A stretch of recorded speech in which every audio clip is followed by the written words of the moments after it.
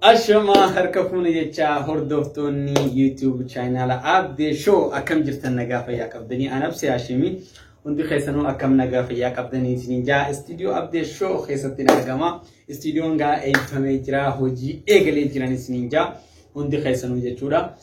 Ati hoo maal qabattee dhuftee arra hoo maaliin nu bohaarsuu deemtanii maal nu fiddee dhuftee kan jettan yoo kan jiraatte qophii addaatiin isiniif qopheessee dhufeeni qophiin kunis gaa qophii xumuraa iccitii jaama arra eegalee qophiin xumuraa iccitiidha torbaanitti yeroo tokko yookaan lama kan isiniif gadhiifamu ta'a suni gaa murtiin daawwattoota biraa eeggannaa haala komantiitiin yookaan yaada keessan jechuudha qophiin kunis qophii xumuraa iccitii jechuun wantoota iccitii goonee waliin jiraachuu turre tokko kan yoo gabbaafnee nama waliin mari'anne furmaanni irratti argamuu danda'u akkasuma yoo kan gartee iccitii san baasne namni biraalleen kan rakkoo akkasiitiin rakkachaa jiru furmaata irraa ni argata jedhamee yaadamu waan akkasiitii wanni akkasii share goonee waliin gaa furmaata irra barbaaduudha.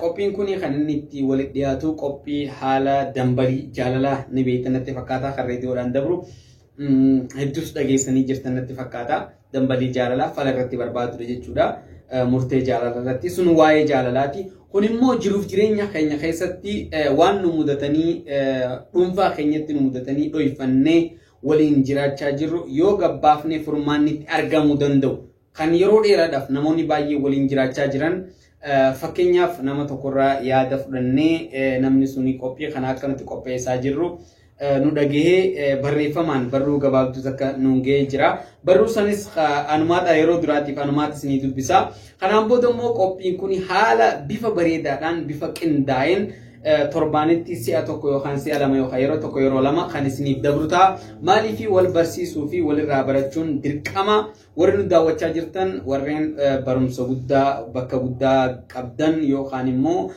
nurra sammuu qabdan sammuu bal'isanii warri yaaduu waan yaada adda addaa gartee ni jira miti yeroo namni tokko rakkatee rakkoo san furmaata dafanii warra itti ilaaluu danda'an hedduutu jira warra nu caalan isin keessa warra nu daawwachaa jiran keessa hedduutu jira jechuudha.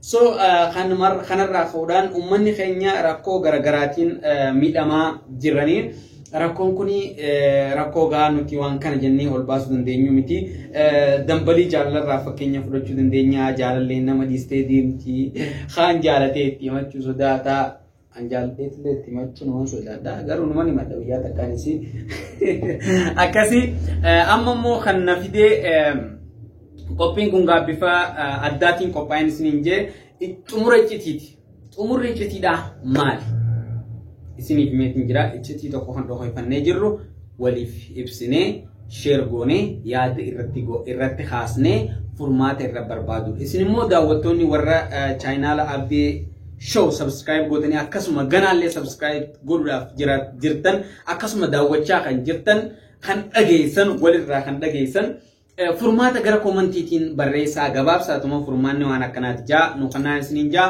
an barreeffama kana gaa isiniifin dubbisaa barreeffamni kuni kan nuuf dhiyaatee Abdiisaa Raayii Abdiisaa Dajee maqaan kiyyaa dhalataa iluu abbaa booraati garuu kan inni itti guddatee dirree dawaadha garuu ammaan tana biyya ormaa jiraata waa'ee isaa tokko qophii kana akka nuti qopheessaa jirru itti himuudhaan qophii kanarratti yeroo duraatiif anaattu hirmaata nama yeroo baay'ee waan tokkoon dhimma tokkoon rakkatee dhimmi kunis akkana jee nuuf barreessee baruudhaan nu dhiyeessee jira sagaleedhaan irraa fuudhuu hin barbaanne warri sagaleedhaan himachuu barbaaddanis haala itti wal qunnamnu isiniif hin barreessaa community jala dheeytanii community jiraan bakka post photo irra godhan san community jala dheeytanii boruu fi akkana laaluu dandeessanii warri kaan immoo lakkoofsa isiniif asirra kaa lakkoofsa jala jiruun viidiyoo kana jala lakkoofsa jiruun lakkoofsa kanaan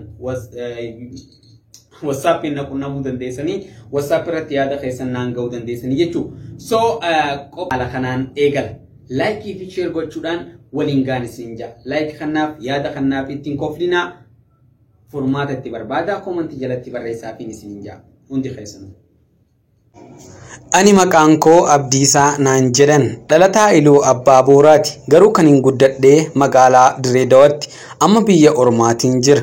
Egaa Abdee Show YouTube channel sagantaa xumura iccitii kan jiru kan akka eegaltan waa'ila koo tokkorraa dhageetiin maal akka ta'e ergan irraa hubadheen booda iccitiin kunis iccitii akkamii akka ta'e ergan hubadheen booda anis iccitiin yeroo dheeraadhaaf qabadhee ture tokko yooniifin lammii koo waliin sheer godhe anis barumsa irraa argadhaa akkasuma namni akka kootii rakkoo akkanaatiin qabame ni jira jedhee waanin amaniifin gara keessan kana dhufee jechuudha.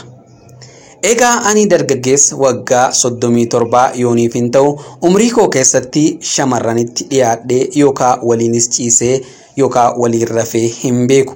Akkasuma harkaan illee yeroo na salaaman hedduun sodaadha baay'een irraa fagaadha akkanan salaamne illee nin dheessa. Sababniinis ani magaalaa Dirree Dhawaa keessatti haa guddadhu malee shamarran waliin deemee yookaan waa'ila yookaan friendii garle friendii tan jedhan san godhadhee hin beeku.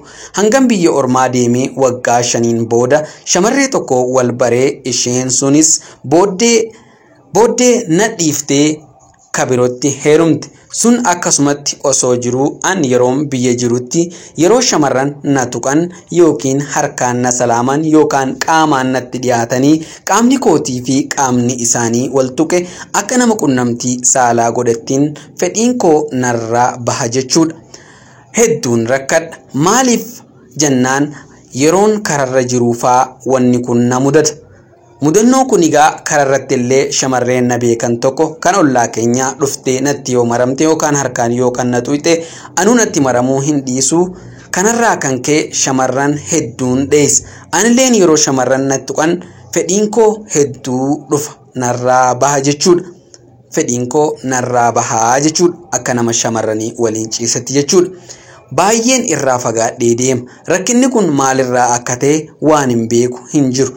Garuu ergan biyya Ormaa deemee shamarran tokko natti dhiyaattee an osoon diduu isheen dirqumaan natti dhiyaattee na jaalattee ergasii waan hedduu waliin erga dabarsineen booda nagattee deemte. Haa ta'uu garuu rakkoon an keessa tare sun kan yeroo shamarran na salaaman yookaan harkaan na tuqan yookaan qaamni kan koo qaama isaanii tuqe fedhiin ofumaan narraa ba'u sun.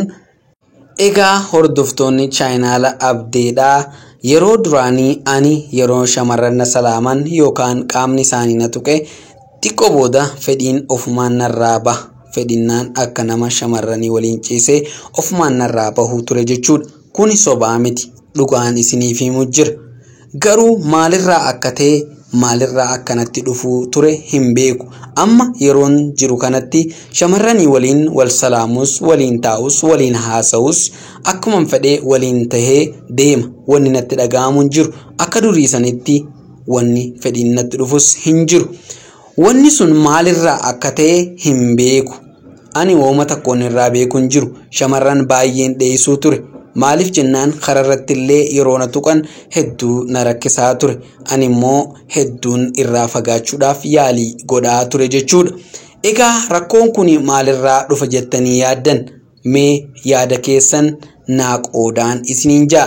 Anis gara chaayinaala Abdee Showitiin gara koomantiitiin kan isin daawwadhu yookaan isin milladhu yookaan yaada keessan kan dubbisu ta'a jechuudha.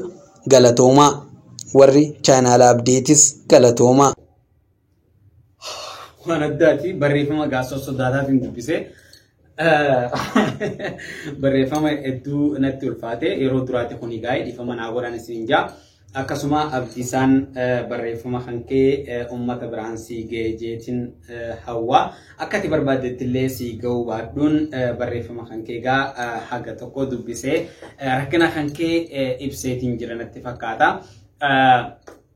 Egaa daawwattoonni Abdee Show warri daawwachaa jirtan rakkoo kanarratti furmaata waan isinitti fakkaate yoo isin ta'e yookaan immoo waa'ila keessan yookaan saahiba keessan yookaan nama jaalattan tokko ta'e rakkoo kana akkamiin irraa furuu dandeessan akkasuma saba keenya keessatti rakkinni akkanaa yookaan mul'atu taate akkamiin furuu dandeenya furmaanni maali akkamitti rakkoo kana furuu dandeenya kan jiru walumaa galatti jechuudha. Yaada keessan gara komentiin jalatti barreessaa isiniin jaa. Egaa qophiin kun qophii itti fufuuta. Warri immoo yaada iccitii garagara iccitii waan fedhe haa ta'u yookaan gaafa nama jeestanii biyyaa baatan illee kana misin irratti hin beeyin illee yoo jiraate yookaan immoo firendii namaa jala xabbastanii yoo jiraate iccitii dhodhofatee ni jira miti egaa waan adda addaa maallaqa namaa fuutanii warri hin deebisin iccitii waliin jiraachaa jirtan.